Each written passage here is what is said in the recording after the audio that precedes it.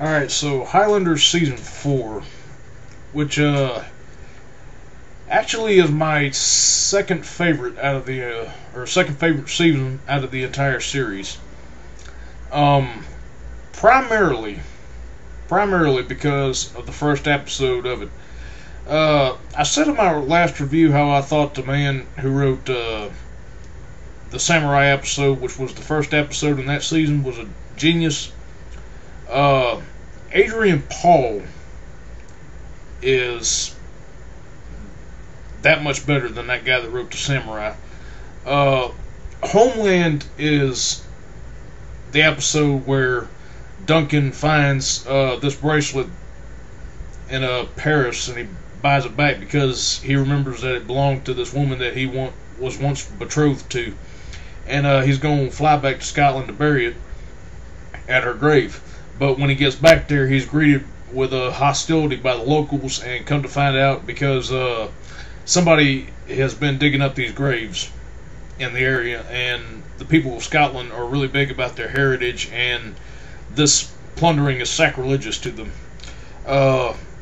And there's also a couple of murders that have been happening that are in the style of this old Viking that used to be around, and we actually come to find out that the Viking himself is an immortal and is the one responsible for it. Primarily not only that, but the big reason that Duncan goes to fight this Viking too is because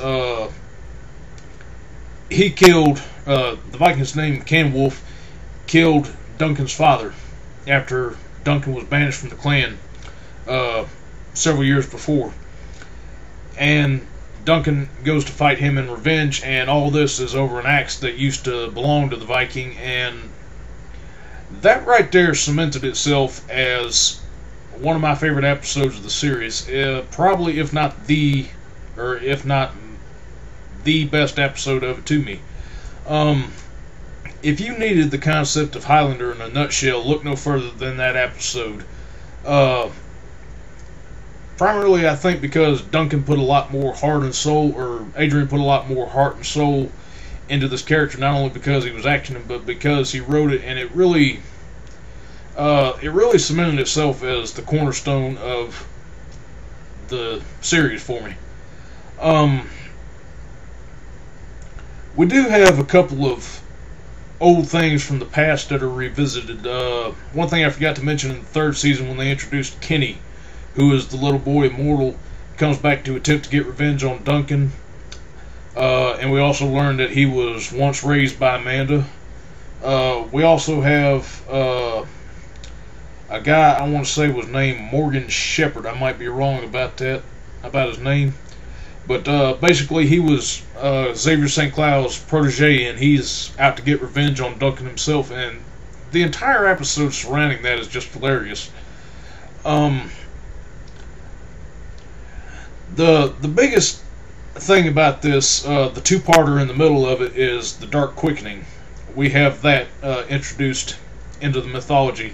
I don't have a problem with the episode because both of them are really good. Well, the first episode was kind of good, Something Wicked This Way Comes,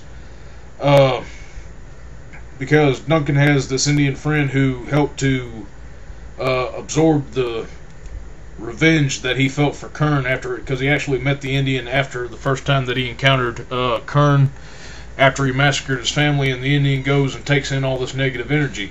Well, the problem with this is that if you take in so much of one particular thing, it's going to make you bad. And what happens to this Indian is the equivalent in the Dark Quickening of what happened to Darius with the Light Quickening. That was a good episode. The episode that followed that I didn't really care for because they had Evil Duncan, and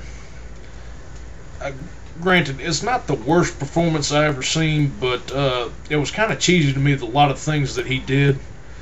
Primarily, like, he almost acted like Tobey Maguire did in Spider-Man 3 when he had the symbiote on him.